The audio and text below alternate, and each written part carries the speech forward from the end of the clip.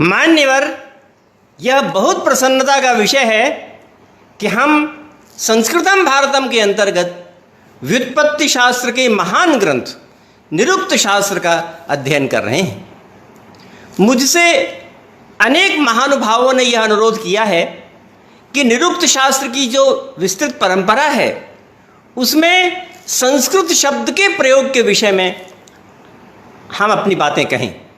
इसलिए आज मैं एक विशेष व्याख्यान आपके समक्ष प्रस्तुत करना चाहता हूं और उसमें ये विस्तार से बता पाऊंगा कि संस्कृत शब्द की जो परंपरा है वो कहाँ से प्रारंभ हुई है और कहाँ किन किन शास्त्रों में यह अवतरित हुई है। तो आज के मेरे व्याख्यान का विषय है निरुक्त शास्त्र, पाणिनीय व्याकरण शास्त्र तथा साहित्य की परंपरा में संस्कृत शब्द का प्रयोग। ये आज का विषय है। तो ये बहुत रोचक विषय है और आप महानुभावों ने अनुरोध किया है, इसलिए मुझे विश्वास है कि आप हमारे इस विषय को ध्यान से सुनेंगे। अनुरोध है। तो इस विषय में हम अपनी बात को वेद से प्रारंभ करते हैं। हम वेद में देखते हैं कि कहीं पर भी भाषा के लिए संस्कृत शब्द का प्रयोग नहीं हुआ है और जहाँ जहाँ प्रयोग हुआ है वह केवल वाणी का प्रयोग हुआ है, वाचम का प्रयोग हुआ है। हम एक वेद मंत्र का उदाहरण लेते हैं। ऋचम वाचम प्रपद्ये, मनो यजुः प्रपद्ये, साम प्राणम प्रपद्ये। इस प्रकार का वेद मंत्र है। तो उसमें कहा है ऋचम वाचम प्रपद्ये, अर्थात वाणी जब आई तो वो ऋक् के रूप में हो गई, ऋचा के रूप में हो गई। वाणी का सर्वप्रथम स्वरूप, वाणी का सर्वप्रथम जो आगमन है मनुष्य के पास, वो किस रूप में आया, उस वाणी का आकार क्या हुआ, तो उसे बताया उन्होंने कि ऋग्वेद के रूप में वाणी अवतरित हो गई। तो ऋचम वाचम प्रपद्ये ये एक बहुत बढ़िया मंत्र है जिसमें बताया है कि वाणी का सबसे पहला आकार, सबसे पहला स्वरूप ऋक् के रूप में है, ऋग्वेद के रूप में है, ऐसा उसमें बताया।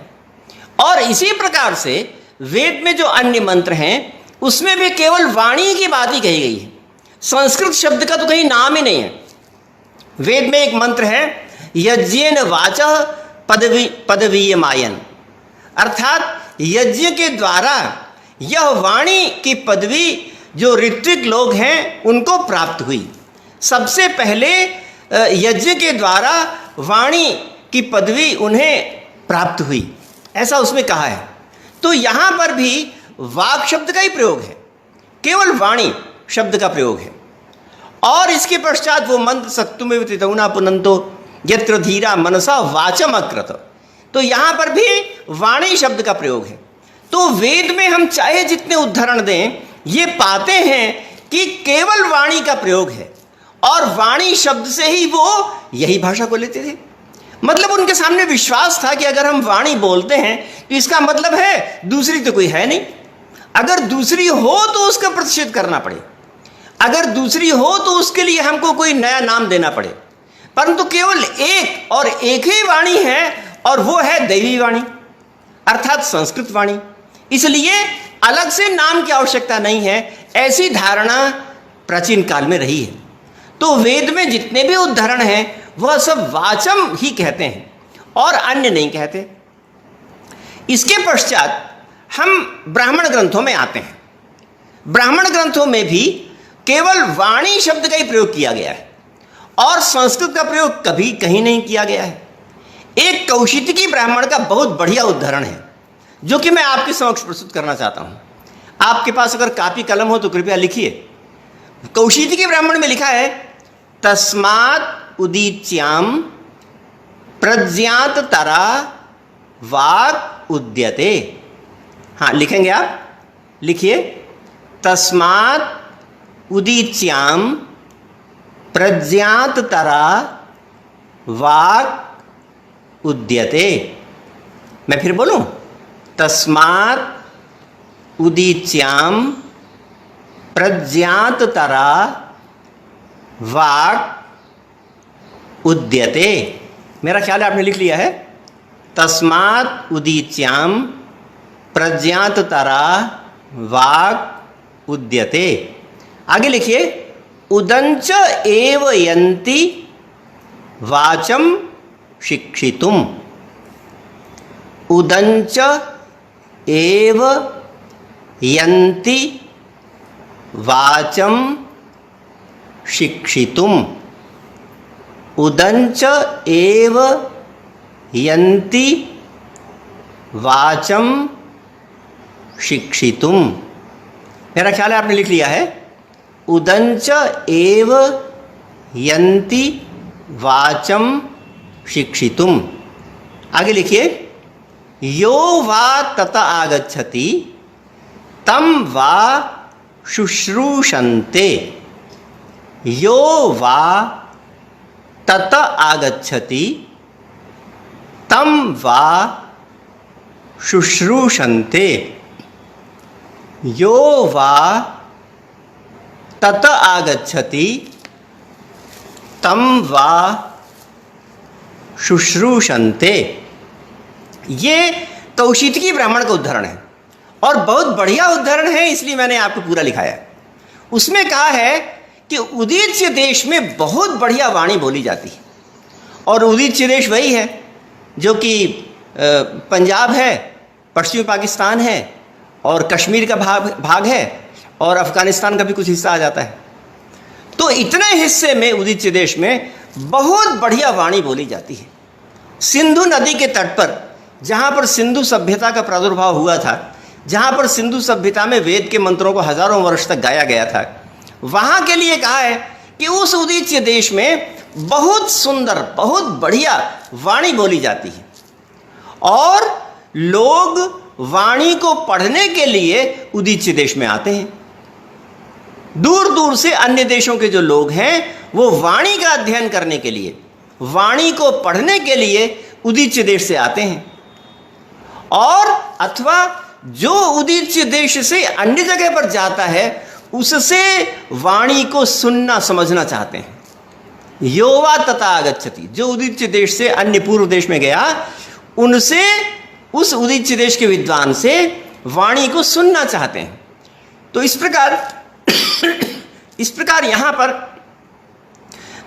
पर भी वाणी का प्रयोग किया गया।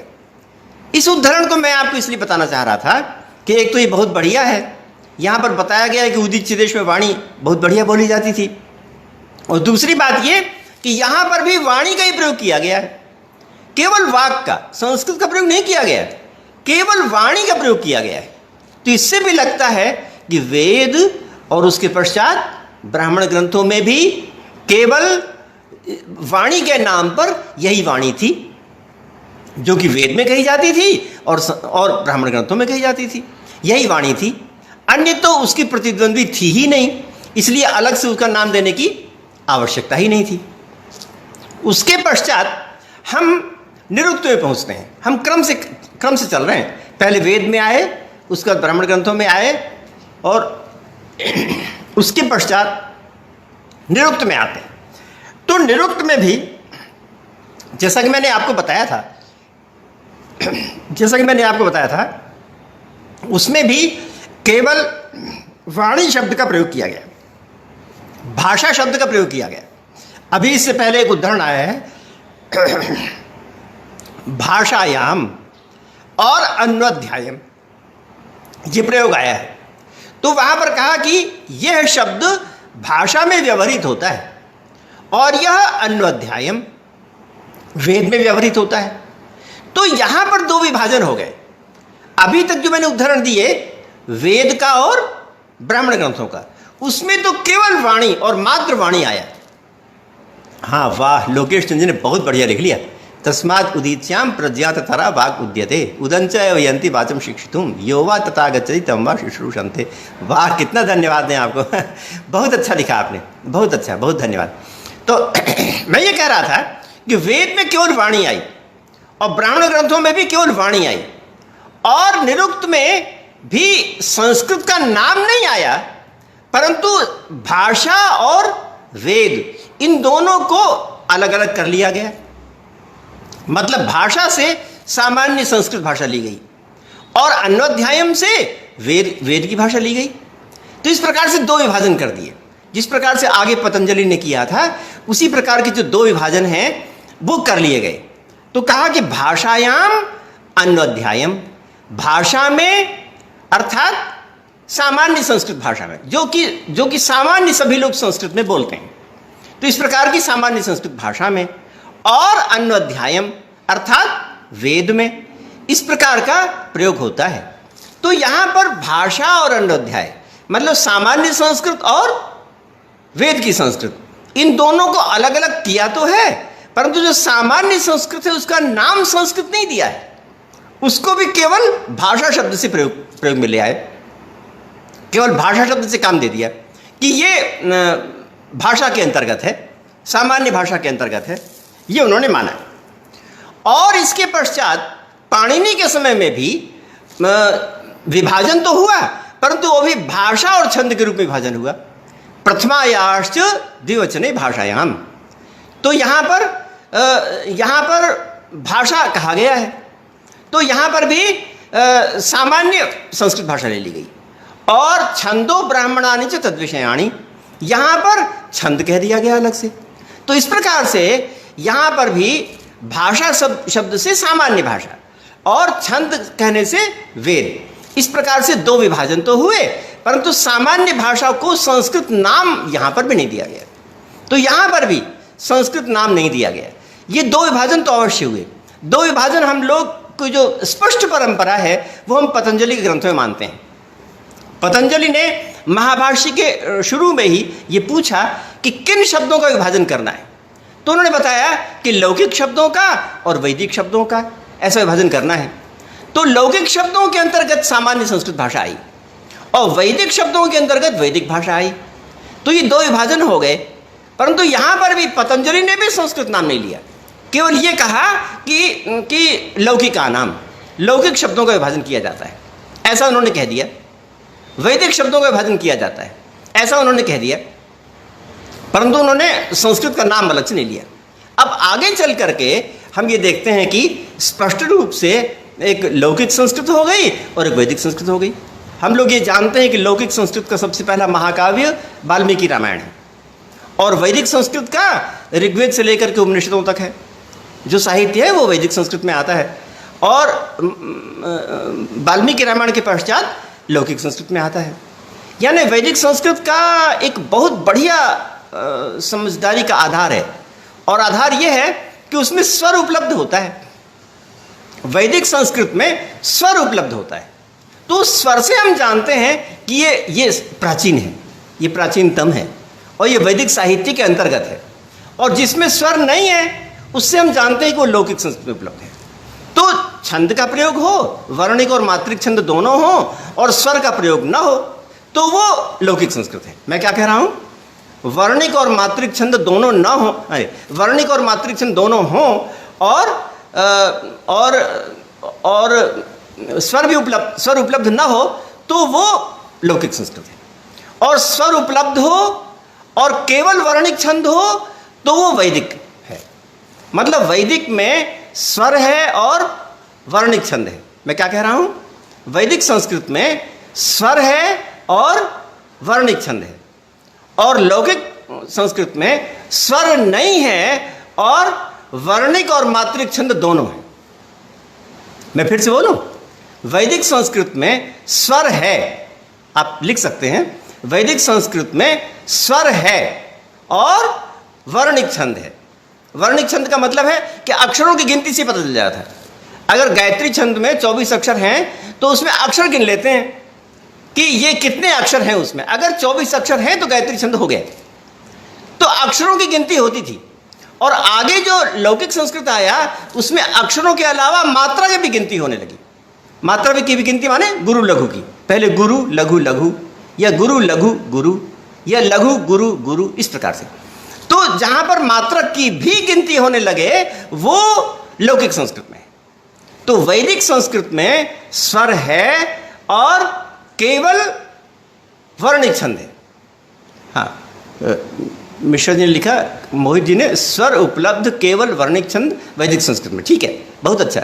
स्वर होता है और वर्णिक छंद होता है वैदिक संस्कृत में, और लौकिक संस्कृत में स्वर नहीं होता है, परंतु वर्णिक और मात्रिक दोनों छंद होते हैं। वर्णिक छंद भी होता है और मात्रिक छंद भी होता है। तो इस प्रकार से दोनों प्रकार के वर्णिक और मात्रिक दोनों प्रकार के मिलते हैं, इसलिए उसको लौकिक संस्कृत कहते हैं। इसके पश्चात हम ये बताने जा रहे हैं कि पाणिनीय व्याकरण के समय में ही उसका जन सामान्य में प्रयोग होता था। यानी पाणिनि ने भाषा के अलावा अन्य नाम रखना क्यों नहीं उचित समझा, क्योंकि उनके समय में कोई ऐसी कोई स्पष्ट कोई भाषा थी ही नहीं है उसके अलावा, और संस्कृत ही बोली जाती थी, केवल वही बोली जाती थी। तो व्यवहार में भाषा थी और उसका प्रयोग होता था, इसलिए अलग से प्रयोग करने की आवश्यकता नहीं। देखिए ना, हमारे समय में अगर बहुत सी भाषाएं बोली जाती हैं तो हमें ये कहना पड़ेगा कि मागधी है या गुजराती है या भोजपुरी है, ये कहना पड़ेगा। परंतु अगर केवल एक ही मात्रा वाली भाषा हो तो उसमें कहने की आवश्यकता नहीं, उसमें तो बस भाषा से ही काम चल जाएगा। तो उनके ज़माने में भाषा वही थी, इसलिए अन्य को कहने की आवश्यकता नहीं पड़ी। दूसरी बात यह है कि वो उनके समय में लोक व्यवहार की भाषा थी। ये बात इससे पता चलती है कि देखिए, अगर किसी भाषा में मुहावरे मिलने लगे, अगर किसी भाषा में लाक्षणिक प्रयोग मिलने लगे, तो आप पक्का समझ लीजिए कि उसका जन सामान्य में प्रयोग होता है। अगर जन सामान्य में प्रयोग नहीं होता तो मुहावरे नहीं बनते हैं। देखिए, अगर सामान्य भाषा हो जिसका जन सामान्य प्रयोग ना मिले तो केवल अभिधामूलक प्रयोग ही होगा, तो मुहावरे नहीं बनेंगे। परंतु अगर मुहावरे बनने लगे तो अवश्य उसका प्रयोग होता है, क्योंकि मुहावरे कई बार, बहुत बार अन्य बहुत से लोगों के सामने प्रयोग करने से ही वो मुहावरा बाद में बनने लगता है। तो संस्कृत में मुहावरेदार शब्द पाए जाते हैं। जैसे बोलते हैं आहर निवपा, है ना, मयूरवंश का उदाहरण है आहर निवपा। आहर निवपा का मतलब है कि प्रयोग किया और छोड़ दिया, है ना। इंग्लिश में कहते हैं ना यूज एंड थ्रो।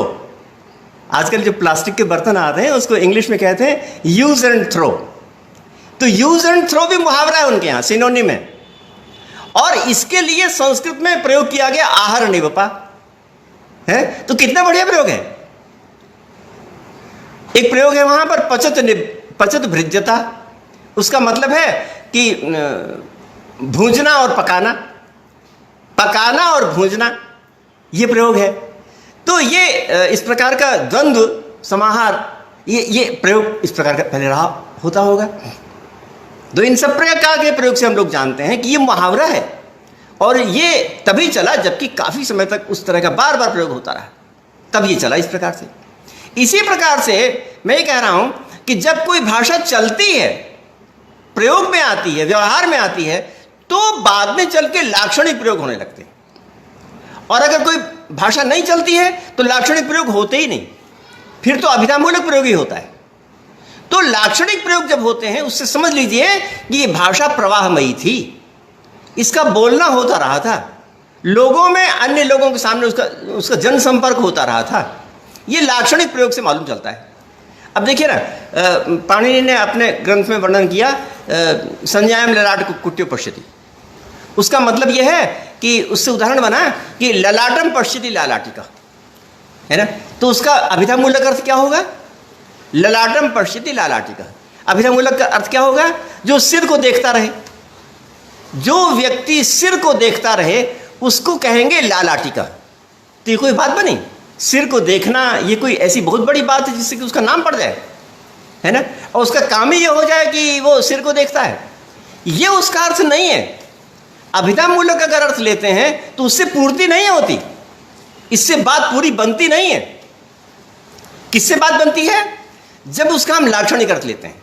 लाक्षणिक अर्थ से ये हुआ कि कोई नौकर अपने मालिक के चेहरे के भाव को देख करके तदनुकूल काम कर दे, उसको कहा जाएगा लालाटिका।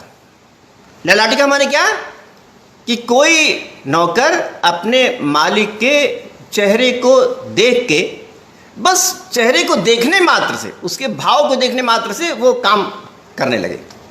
तो अत्यंत आज्ञाकारी और अत्यंत जो भाव को समझने वाला, है ना, जो उसका जो क्लोज नौकर है, उसके लिए ललाटी का प्रयोग होगा। तो ये कितना बढ़िया अर्थ हुआ। ये बढ़िया अर्थ कैसे हुआ? ये अर्थ हुआ लाक्षणिक प्रयोग करने से। अगर हम अभिधामूलक अर्थ लेते हैं तो उससे वो अर्थ नहीं निकलता है। जब लाक्षणिक अर्थ को ले लेते हैं तो कितना सुंदर अर्थ निकलता है। तो लाक्षणिक अर्थ हुआ तभी ललाटी का प्रयोग बनना संभव हुआ है। ललाटी का प्रयोग हो ही नहीं सकता था अगर लाक्षणिक अर्थ न चलता। तो इसका मतलब है कि लाक्षणिक आ गया था, और इसका मतलब है कि संस्कृत प्रयोग में आती थी। उसी उदाहरण में कहा कि कौकुटी को भिक्षु, कौकुटी को भिक्षु। इसका कौकुटी को भिक्षु का मतलब क्या? कुक्कुटीम पश्यति या कुक्कुटी वत पश्यति। जिस प्रकार से कुक्कुटी देखती है उसी प्रकार से देखने वाला, ये अर्थ हुआ। तो इससे क्या अर्थ निकला? कुक्कुटी जिस प्रकार से देखती है उस प्रकार से देखने वाला। ये कौन सी नई बात हो गई? ये कौन सी खास बात हो गई जिससे कि उसका नाम पड़ जाए, है ना? तो मूल बात क्या है? मूल बात यह है कि कुक्कुटी जिस प्रकार ध्यानपूर्वक नीचे, आंखों को नीचे करके अपने कीट पतंगों को देखती है कि कहाँ पर कीट पतंग उसको हम खा लें, उसी प्रकार से जो जैन लोग हैं वो बड़े ध्यान से नीचे देखते हैं कि कोई चींटी इत्यादि नीचे न चल रही हो, उस पर हमारा पैर न पड़ जाए, है ना? ये जैनियों की धारणा है कि छोटे छोटे जो कीट हैं उनको भी मारना नहीं चाहिए, है ना? उनकी भी हिंसा नहीं करनी चाहिए, ऐसा जैन मुनियों का विश्वास है। तो जो जैन मुनि अपनी आंखों को नीचे करके धरती पर बड़े ध्यान से ये देखता है कि कोई चींटी तो मेरे पैर के ऊपर नहीं चल रही है, इस प्रकार से जो देख के चलता है उसको बोला जाता है कौकुटी को भिक्षु। तो ये जो कौकुटी का शब्द है वो मुख्य रूप से उन जैनियों के लिए आया, उन जैनी साधुओं के लिए आया, कौकुटी को भिक्षु। तो इस प्रकार से ये जो कौकुटी का शब्द है वो भी लाक्षणिक हो गया, क्योंकि लक्षणा से आया है। सीधे सीधे तौर पर तो इसका अर्थ निकलता नहीं, इसलिए लाक्षणिक होकर ये अर्थ अपने पूरा संपन्न करता है। और लाक्षणिक शब्द तभी प्रयोग हो सकता है जबकि वो शब्द खूब बोला जाता रहे, काफ़ी प्रयोग में आता रहे। मतलब जैन लोगों के परंपरा में जिस प्रकार की अवधारणा थी उसका काफ़ी प्रयोग जब होता रहा होगा तब शब्द बना होगा कौकुटी को भिक्षु। तो कौकुटी का ये शब्द हुआ लाक्षणिक है ना? और इसी प्रकार से मैं ये बताने की कोशिश कर रहा था कि पहले कि निरुक्त शास्त्र में भी लाक्षणिक शब्दों का वर्णन किया है, परंतु उन्होंने लक्षणा का नाम नहीं लिया है। लक्षणा और लाक्षणिक का नाम लिए बिना उन्होंने लाक्षणिक अर्थ का प्रयोग किया है। उन्होंने बताया कि लाक्षणिक अर्थ हो जाता है ना? उन्होंने बताया कि लाक्षणिक अर्थ भी हो जाता है, ऐसा उन्होंने बताया। यद्यपि उन्होंने लाक्षणिक नाम नहीं लिया, तो नाम न लेने पर भी अगर उन्होंने काम कहा हो तो ये तो पता चलता है ना कि वो उस बात को जानते थे। इतनी बात तो स्पष्ट होती है ना कि उस बात को जानते थे। तो हम ये कह सकते हैं कि यास्काचार्य को लाक्षणिक बातें पता थीं, परंतु उसका नाम लेकर के आगे विस्तार आगे के लोगों ने किया है ना? ये हम कह सकते हैं आगे के लोगों ने किया है। अब देखिए ना, पाणिनि व्याकरण में भी लक्षणा का नाम नहीं लिया, महाभाष्य में भी लक्षणा का नाम नहीं लिया, परंतु वहां पर भी काम किया है। मगर उसके बाद नागेश इत्यादि ग्रंथों में लक्षणा का खूब नाम है, और साहित्य में तो लक्षणा के बिना काम ही नहीं चलता। क्यों जी? साहित्य में तो लक्षणा के बिना काम ही नहीं चलता। साहित्य में तो अभिधा के बाद लक्षणा, लक्षणा के बाद व्यंजना का खूब प्रयोग हुआ है, तो वहां पर भी लक्षणा का प्रयोग हुआ है। तो हम यहां पर एकाध उदाहरण देके बताना चाहते हैं कि निरुक्त शास्त्र में लाक्षणिक शब्दों का प्रयोग कहां पर हुआ है। जैसे एक पाद शब्द है, और पाद शब्द का अर्थ स्पष्ट ही पैर होता है, हम सब लोग जानते हैं। और पाद शब्द बनेगा कैसे? और वो पद धातु से बनेगा, क्योंकि जो चलने वाला होता है उसको उसके लिए पाद कहा जाता है। हाँ, मोहित जी ने लिखा लाटिका माने आज्ञाकारी, बहुत अच्छा, बहुत अच्छा आपने लिखा। लोकेश चंद जी ने भी लिखा कौकुटी को भिक्षु, बहुत अच्छा। तो ये पाद शब्द है, पाद शब्द का अर्थ पैर होता है, और ये पदगतव धातु से बनता है। तो ये बात यास्काचार्य ने अपने ग्रंथ में लिखी कि ये पदगतव धातु से पाद शब्द पैर से बनता है। उसके बाद उन्होंने लिखा कि ये जो पाद गाय के 4 पैरों का जो एक पैर है वो उन चारों का 1/4 हुआ है, मतलब 4 पैरों का चौथाई हिस्सा हुआ है। इसलिए चौथाई अर्थ के लिए भी पाद शब्द का प्रयोग होता है, ये उन्होंने लिखा। अतः अयमपि शब्द एतस्मादेव, यह शब्द इसी कारण से इस अर्थ में भी प्रयोग में आता है, ऐसा उन्होंने कहा। किस लिए कहा? मैंने बताया कि गाय के 4 पैर होते हैं, 4 पैरों में से जो एक पैर हुआ वो चौथाई हुआ, इसलिए पाद शब्द का प्रयोग चौथाई के लिए भी होने लगा। पाद शब्द का मूल अर्थ है पैर, और पाद शब्द का लाक्षणिक अर्थ है 1/4। ये जो 1/4 है उस अर्थ में भी पाद शब्द का प्रयोग होता है। ये बात निरुक्तकार ने स्वयं लिखी है, और निरुक्तकार ने स्वयं लिखी, उसके पश्चात उसका उस अर्थ में उन्होंने प्रयोग भी किया। मतलब यही नहीं है कि केवल ये बता दें कि लाक्षणिक अर्थ में इसका प्रयोग होता है, स्वयं भी प्रयोग किया, स्वयं भी प्रयोग किया। किस अर्थ में? लाक्षणिक अर्थ में। लाक्षणिक अर्थ कौन सा? 1/4 अर्थ में, 1/4 अर्थ में खुद भी प्रयोग किया।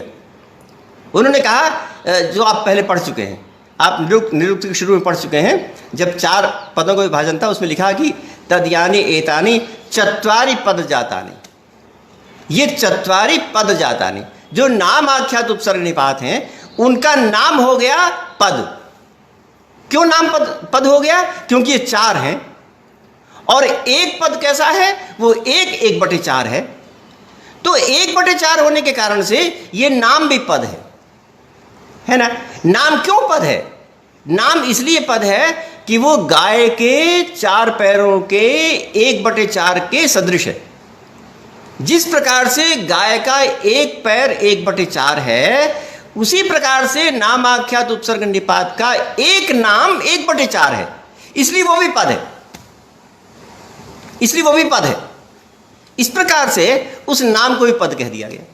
तो कितना बढ़िया है, कितना बढ़िया है। यहां पर पद जो है शब्द है वो लाक्षणिक है, लाक्षणिक होकर के नाम को पद कह दिया गया, आख्यात को पद कह दिया गया, उपसर्ग को पद कह दिया गया, निपात को भी एक पद कह दिया गया। इस प्रकार से इनका नाम पद पड़ गया।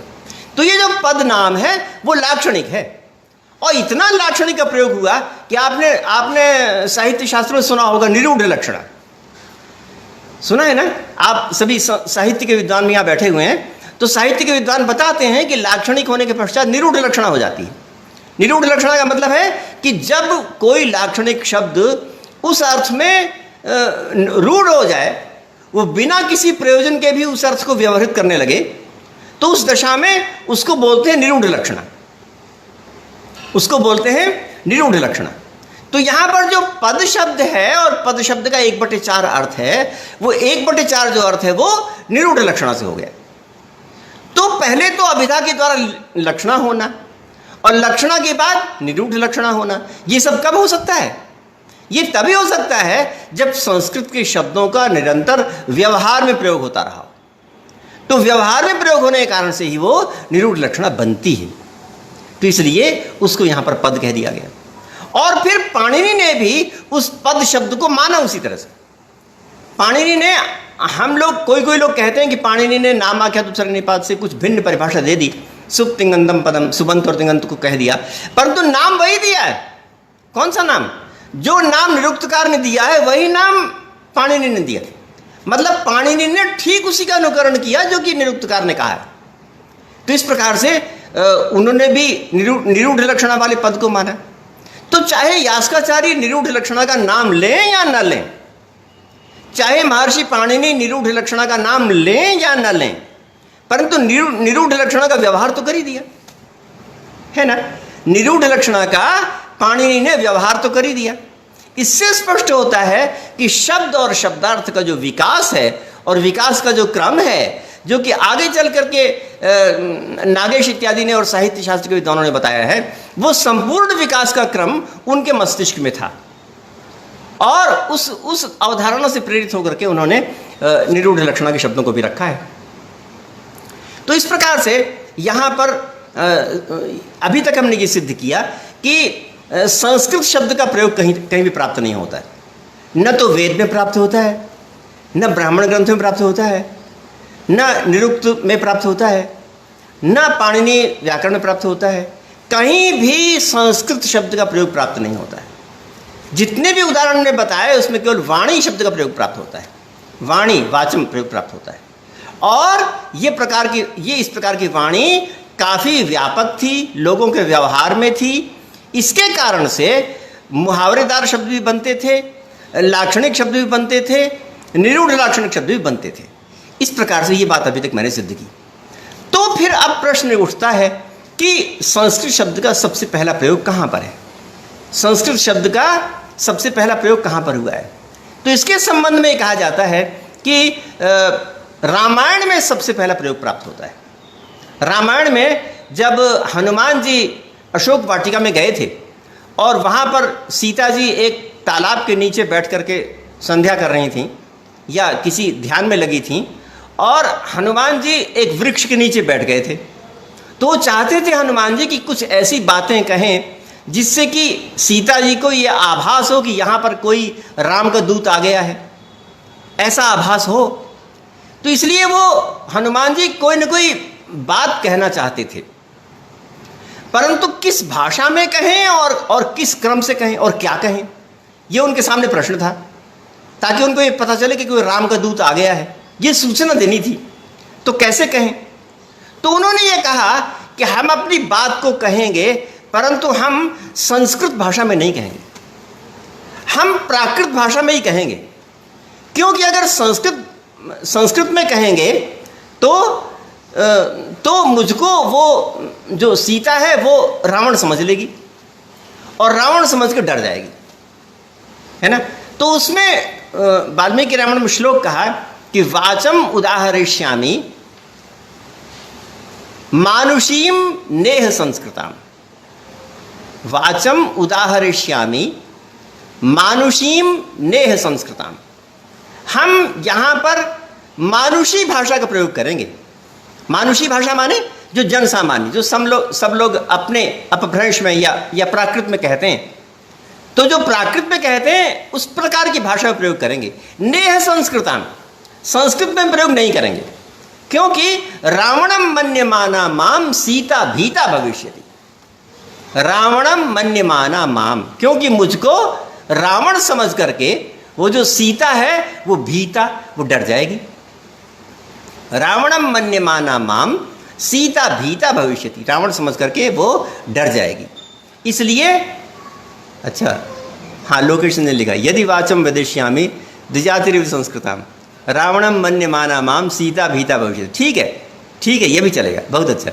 लोकेश ने लिखा यदि वाचम वदिष्यामि द्विजातिरिव संस्कृताम। ठीक है, तो अगर ऐसी वाणी बोलेंगे जो कि संस्कृत वाणी होगी तो मुझको रावण समझ के सीता डर जाएगी। तो इसलिए यहाँ पर संस्कृत शब्द का प्रयोग आया। और ये जो संस्कृताम है ना, वो निश्चित रूप से एक भाषा का सूचक है, क्योंकि संस्कृताम वाचम, संस्कृत वाणी को अगर कहेंगे तो ऐसा है। तो यहाँ पर संस्कृत शब्द का प्रयोग हुआ है और ये संस्कृत वाणी के लिए है ना। विद्वानों का ये विचार है। हाँ, प्रणव द्विवेदी ने लिखा यदि वाचम प्रदास्यामि द्विजातिरिव संस्कृताम। ठीक है, ऐसा भी हो सकता है। तो इसमें कहा है, यहाँ पर संस्कृत शब्द का प्रयोग किया गया। तो मैंने अभी तक ये बताया कि वेद में, निरुक्त में, व्याकरण में संस्कृत का प्रयोग नहीं हुआ, परंतु विद्वानों का विचार है कि रामायण में सबसे पहले संस्कृत शब्द का प्रयोग इस प्रकार से हुआ है। तो ये एक बात है। परंतु ये मत समझिएगा कि पाणिनि के व्याकरण में संस्कृत शब्द का प्रयोग नहीं। संस्कृत शब्द का प्रयोग तो है, मगर भाषा अर्थ में नहीं है, क्योंकि पाणिनि के व्याकरण में संस्कृत शब्द का प्रयोग है। पाणिनि के व्याकरण में एक सूत्र है संस्कृतम, दूसरा सूत्र है संस्कृतम भक्षा। तो यहाँ पर संस्कृत का स्पष्ट प्रयोग किया गया। तो संस्कृत का प्रयोग हुआ, संस्कार किया गया, जिसका संस्कार किया गया, ऐसा भोज्य अन्न, ऐसा खाद्य पदार्थ। तो खाद्य पदार्थ के लिए संस्कृत का प्रयोग हुआ है। संस्कृतम भक्षा में भी बढ़िया सुस्वादु भोज्य पदार्थ के लिए संस्कृत का प्रयोग हुआ है। तो इस प्रकार से संस्कृत का प्रयोग तो है, और संस्कृत शब्द की सिद्धि भी की गई है। पाणिनि व्याकरण का एक सूत्र है समपर्युपेभ्य करोतु भूषणे। सूत्र है समपर्युपेभ्य करोतु भूषणे। मेरा ख्याल है आप इस सूत्र को जान रहे हैं। हाँ, लोकेश चंद जी, आप इस सूत्र को जान रहे हैं। हाँ, डॉक्टर प्रतिभा जी भी यहाँ पर हैं, आप सभी इस सूत्र को जान रहे हैं। समपर्युपेभ्य करोतु भूषणे, तो यहाँ पर सम उपसर्ग होने पर, हाँ प्रणव द्विवेदी जी ने कहा बिल्कुल जान रहे हैं बहुत अच्छा, बहुत धन्यवाद। तो सम उपसर्ग होने पर करोतु, करोती अगर साथ में हो तो सुट का आगम हो जाता है, तो सम स बन करके संस्कृत, संस्कृति, संस्कार, संस्कर्ता, ये सब बन जाता है। तो यहाँ पर स आ जाता है। तो इस प्रकार से संस्कृत शब्द की सिद्धि भी की है और संस्कृत शब्द का नाम भी लिया है पाणिनि व्याकरण में, परंतु भाषा के रूप में नहीं किया गया है, अपितु वो एक भोज्य पदार्थ के लिए किया गया है। तो इस प्रकार से पाणिनि के सूत्र में भोज्य पदार्थ के लिए संस्कृत शब्द का प्रयोग हुआ, परंतु अन्य साहित्य के ग्रंथों में संस्कृत शब्द का भाषा के लिए प्रयोग नहीं लगा था। सबसे पहला प्रयोग रामायण में, और रामायण के पश्चात महाभारत में भी संस्कृत का प्रयोग है, और भरत मुनि के नाट्यशास्त्र में भी संस्कृत का प्रयोग है, और बहुत से साहित्य शास्त्र के शब्दों में संस्कृत शब्द का प्रयोग है। राजशेखर की कर्पूर मंजरी में भी संस्कृत का प्रयोग है। राजशेखर की कर्पूर मंजरी में लिखा कि परुषा संस्कृत बंधा प्राकृत बंधो भी भवती सुकुमार। कहते हैं कि संस्कृत की रचनाएं होती तो हैं, अब वो कर्पूर मंजरी प्राकृत में है ना, तो प्राकृत की विशेषता तो लिखेंगे वो लोग, वो संस्कृत की विशेषता तो नहीं लिखेंगे। तो राजशेखर ने अपने कर्पूर मंजरी में लिखा कि संस्कृत की रचनाएं होती तो हैं मगर परुष हैं, कठोर हैं वे, है ना, वे रचनाएं कठोर हैं, और प्राकृत की जो रचना है वो बहुत सुकुमार है ना। परुषा संस्कृत बंधा प्राकृत बंधो भी भवती सुकुमार, कितना बढ़िया लिखा है, परुषा संस्कृत बंधा प्राकृत बंधो भी भवती सुकुमार। फिर आगे लिखा पुरुष महिला नाम यावदंतरम तावदिहा भी भवतु। पुरुष और महिला में जो अंतर होता है वही अंतर यहाँ पर भी है, अर्थात एक कठोर है और एक सुकुमार है। तो इस प्रकार से उन्होंने संस्कृत और प्राकृत की ये उपमा दी और ये विशेषता बताई, भिन्नता आपस में बताई। तो यहाँ पर उन्होंने संस्कृत शब्द का प्रयोग किया है। यहाँ पर कहा स्पष्ट रूप से परुषा संस्कृत बंधा, इस प्रकार से संस्कृत शब्द का प्रयोग किया। तो ये जो संस्कृत शब्द है इसकी सिद्धि कैसे होती है हम आप सब जानते हैं। सम उपसर्ग क्री धातु से क्ता प्रत्यय होता है और उसे संपर्युपेभ्य करोतु भूषणे से स हो जाता है, तो संस्कृत शब्द बन जाता है। तो इसमें बताने लायक कुछ भी नहीं है, आप सब लोग जानते हैं। तो ये जो संस्कृत शब्द है जो क्ता प्रत्यांत निष्ठा सूत्र से बनता है वो तो विशेषण है। तो अगर ये निष्ठा से बनाए तब तो विशेषण शब्द हो जाएगा। संज्ञा कैसे बनेगा? संस्कृत जो भाषा का नाम है, भाषा का जो नाम है संस्कृत, वो तो संज्ञा शब्द होना चाहिए ना, वो तो नाउन होना चाहिए। परंतु यहाँ पर क्ता प्रत्यय जितने भी होते हैं, नियम है हमारा, नियम है कि क्ता प्रत्यय जितने भी होते हैं वो भूतकालिक कृदंत होते हैं, है ना जी। क्ता प्रत्यय कैसे होते हैं? क्ता प्रत्ययों को क्या कहा जाता है? क्ता प्रत्ययों को कहा जाता है, क्ता प्रत्यय भूतकालिक कृदंत होते हैं। और भूतकालिक कृदंत का क्या मतलब होता है? भूतकालिक कृदंत का मतलब होता है भूतकालिक विशेषणवाचक प्लस क्रियावाचक, उसको बोलते हैं कृदंत। कृदंत की क्या विशेषता होती है? कृदंत की विशेषता होती है कि क्रियावाचक प्लस विशेषणवाचक, जो विशेषणवाचक भी हो और क्रियावाचक भी हो उसको कहते हैं भूतकालिक कृदंत, है ना।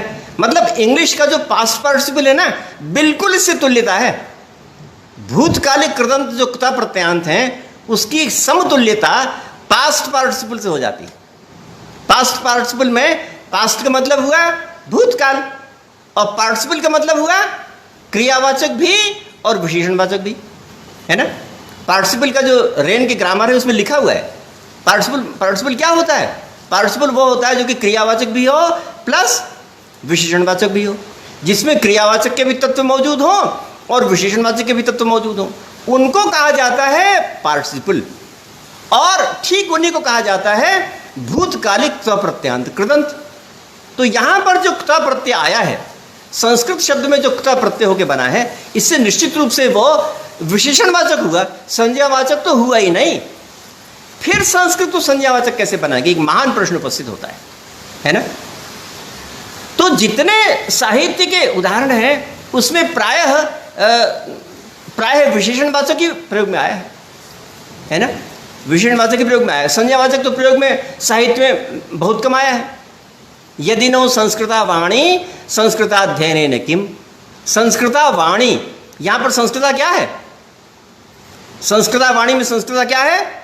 विशेषण है, संज्ञा नहीं है, क्योंकि संस्कृता विशेषण वाणी के विशेषण है ना। हाँ हाँ, मिश्रा मोदी ने लिखा भूतकालिक त प्रत्यांत कृदंत क्रियावाचक और विशेषणवाचक, बिल्कुल ठीक है, बहुत अच्छा।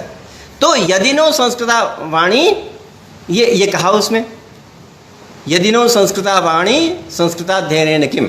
तो संस्कृता वाणी, ये पर संस्कृता विशेषण है किसका? वाणी का। तो ये विशेषणवाचक हुआ है ना। भर्तृहरि ने क्या कहा? वाण्येका समलंकरोति पुरुषम या संस्कृता धार्यते।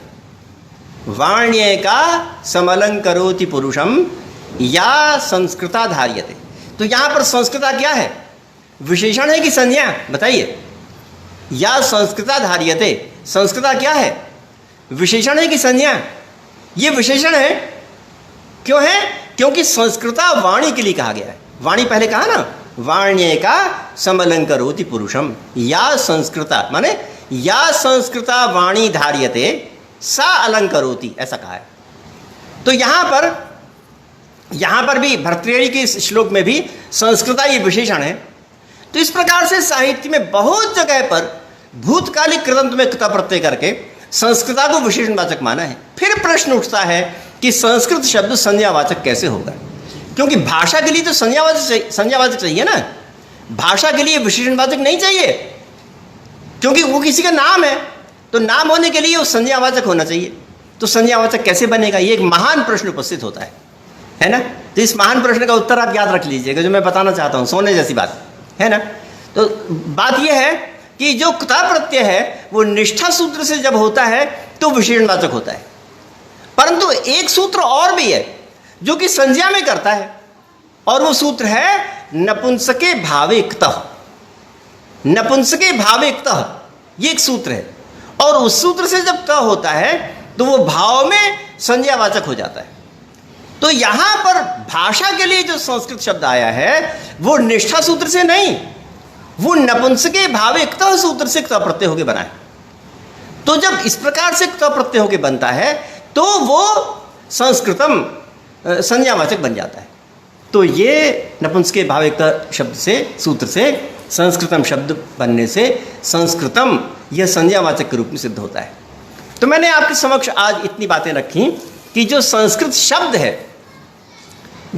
शब्द है वो भाषा के अर्थ में वेद में, ब्राह्मण में, निरुक्त में, व्याकरण में नहीं मिलता है, परंतु भोज्य पदार्थ के रूप में पाणिनि के व्याकरण में मिलता है। भोज्य पदार्थ के रूप में पाणिनि व्याकरण में मिलता है। और भाषा के लिए संस्कृत शब्द का प्रयोग सबसे पहले रामायण में मिलता है, और रामायण के पश्चात महाभारत में भी मिलता है, और भरत मुनि के नाट्यशास्त्र में मिलता है, और राजशेखर के कर्पूर मंजरी में भी मिलता है, और इसी प्रकार से अन्य ग्रंथों में प्राप्त होता रहता है। और ये जो संस्कृत शब्द है वो जो क्ता प्रत्यांत जो है वो निष्ठा से अगर करेंगे तो विशेषणवाचक होता है, परंतु यहाँ पर क्योंकि हमको संज्ञावाचक लेना है इसलिए निष्ठा सूत्र से नहीं, अपितु नपुंसके भावे क्तः इस सूत्र से क्तः प्रत्यय करके इसको संज्ञावाचक बनाएंगे। तो भाषा के अर्थ में जब संज्ञावाचक शब्द बनता है तो नपुंसके भावे क्तः सूत्र से नपुंसक में, भाव में, संज्ञावाचक के रूप में इस शब्द का प्रयोग होता है।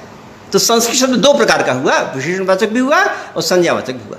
विशेषणवाचक अगर होगा तो वाणी को विशेषित करेगा, और संज्ञावाचक होगा अगर तो एक भाषा को बताएगा, संस्कृत भाषा को बताएगा।